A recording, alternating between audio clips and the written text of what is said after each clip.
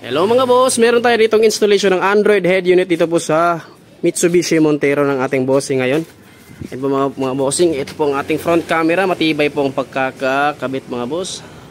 Ayan, hindi po siya basta-basta natatanggal. So yung wiring harness yan mga boss, ayan, malinis.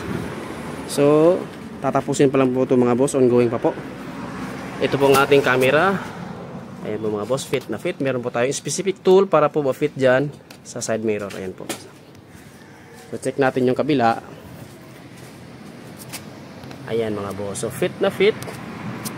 So maganda yung pagkaka-diin mga boss. Ano? Pasok na pasok. Ayan mga boss. So tatapusin pa rin po yan. And then ang ating reverse camera. Ayan po mga boss, ongoing po.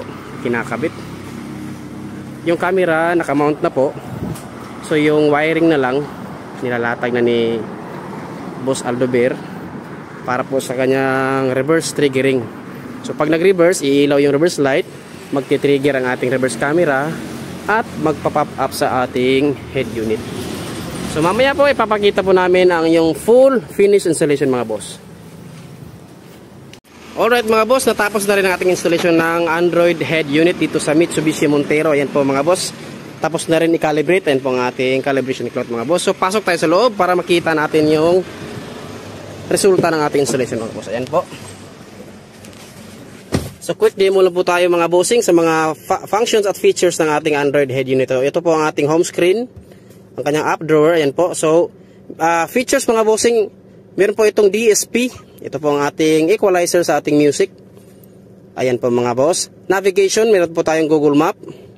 And then Waze mga boss. Ayan po si Waze. Ayan, meron rin po to, mga bossing na installed na Netflix. Ayan, kapag gusto nyong manood ng movies habang may hinihintay. Also YouTube mga boss. So since Android ito mga bossing, meron din itong Play Store. So pwede nyong dagdagan ng mga apps mga bossing. So meron ding Android Auto mga boss, since Android ito. And compatible rin mga boss sa Apple CarPlay. So kung meron kayong Apple device, wireless connection lang po mga boss. So dito naman tayo mga bossing sa ating 360 cameras. Ayan po mga bossing, ang pinaka-highlight ng ating installation. Ayan po ang kanyang 3D view mga boss. So pwedeng i-zoom. Ayan po mga bossing, no. So calibrated na po yan mga boss. Kitang-kita na po lahat sa paligid kahit sa taas. Yan po mga boss. So front and rear mga boss. Ayan. So subukan naman natin yung reverse. Ayan po mga boss. Ilagay natin sa reverse. Reverse. Ayan po mga boss. Automatic siyang lumalabas yung reverse camera natin.